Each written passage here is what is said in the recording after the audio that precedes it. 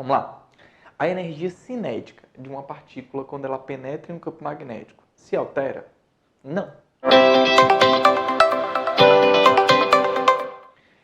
Na questão ele aborda um campo magnético que ele pede que você considere esse campo magnético como um campo de entrada. Então eu vou fazer o seguinte. Eu vou representar toda essa região aqui que eu coloquei retangular. Eu vou botar a bolinha e o xizinho, que é o que indica campo magnético B de entrada. Não esqueça disso. Beleza. Esse campo magnético, quando a partícula penetra com velocidade dentro do campo, a partícula ficou sob a ação de uma força chamada de força magnética produzida pelo campo, que é dada a sua direção e sentido pela regra da mão direita, lembra? Vamos aplicar. Então lança uma partícula eletrizada positivamente, a partícula vai penetrar pelo ponto 1 desse campo magnético, coloquei aqui para você, e o vetor velocidade ele tem essa direção, ó. Velocidade da partícula naquele momento. Eu vou botar essa velocidade como velocidade v, e ela é um vetor, uma grandeza vetorial. Quando essa partícula penetra no campo magnético, ela tem que características? Força. Ela tem, aliás, velocidade, ela tem carga, e ela penetra formando um ângulo perpendicular às linhas de indução do campo magnético. Por que eu estou falando isso? Porque eu tenho que relembrar a expressão da força magnética. B, Q, V, seno θ. Então, é possível que essa partícula fique sob a ação de força magnética? Ela ficará. E a força magnética ainda é perpendicular à velocidade, funcionando como centrípeta. Acompanhe comigo. A partícula está carregada, ela penetra com velocidade em um campo magnético. Como ela tem essas três características, ela fica sob a ação de força magnética. Perceba que o produto do vetor velocidade, da carga, do vetor campo magnético originam um terceiro vetor, que é o vetor força magnética. Essa força magnética ela é perpendicular ao vetor velocidade. Basta você observar a regra da mão direita. E Eduardo, aquele θ ali mesmo, quem é? Θ é o ângulo formado entre o campo e a velocidade. Então olha para cá. A velocidade ela é vertical para baixo. O campo magnético ele é perpendicular e de entrada. Vou usar os pincéis para você.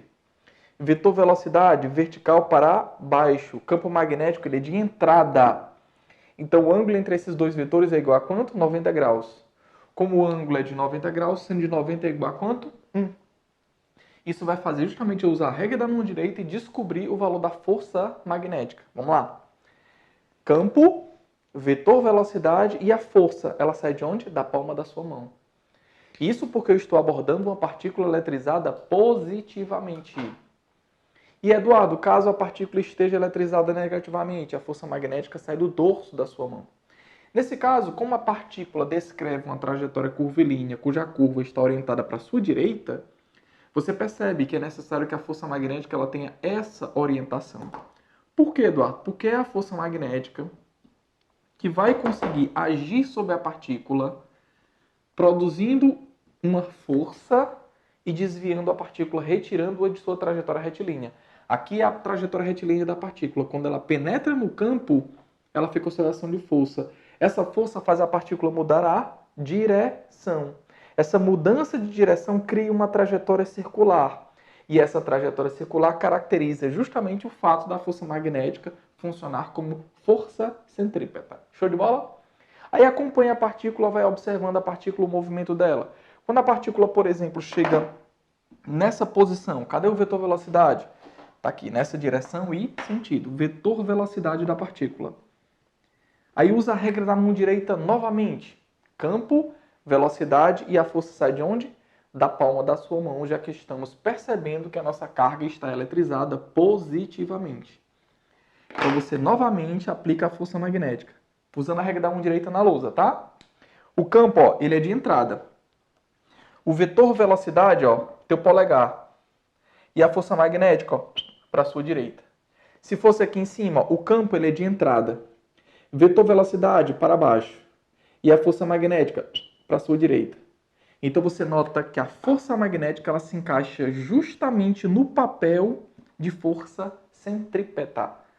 E ela, nesse momento, a força magnética ela não consegue alterar o módulo dessa velocidade. Deixa eu aplicar a regra da mão direita só mais uma vez para você.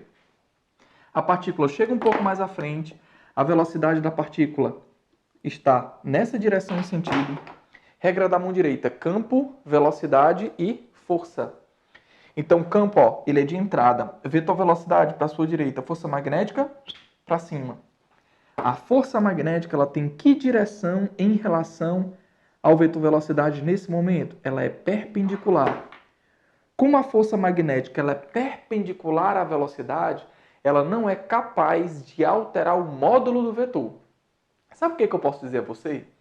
Que a velocidade ela varia. Por que a velocidade varia?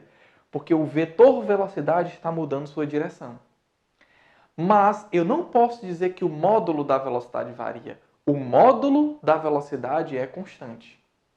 Porque o valor desse vetor é igual ao valor desse vetor, que é igual ao valor desse vetor. Como o módulo da velocidade é constante, a energia cinética também é. Ele perguntou a você o sinal dessa carga. Essa carga necessita ser positiva, senão a curva não é para a direita, como trouxe a figura da questão. Então, a nossa carga, nossa quantidade de carga na questão, ela é obrigatoriamente positiva, que foi uma das perguntas. A outra pergunta foi se essa energia cinética ela era igual, maior ou menor quando você comparava os pontos 1 e 2. E a energia cinética ele chamou de K. A energia cinética, você tem que perceber que ela depende de que fatores? Massa vezes o quadrado da velocidade sobre 2. A massa da partícula não se altera durante sua trajetória. E o módulo da velocidade também não. Como o módulo da velocidade é constante, a energia cinética também é.